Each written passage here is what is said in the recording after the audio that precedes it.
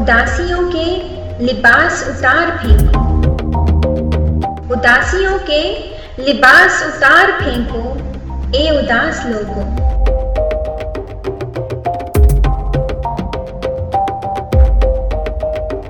اے خوشیوں کے اسیر لوگوں،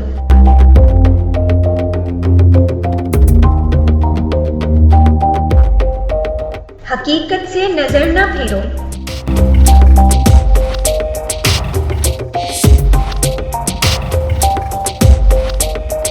حقیقت سے نظر نہ پھیرو، قلم اٹھاؤ، حقیقت کا صفحہ نکالو۔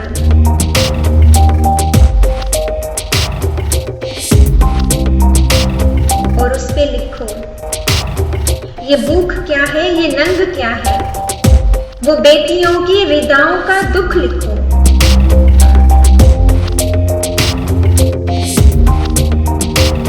غریب لوگوں کے خواب لکھو، تمام ان کے عذاب لکھو۔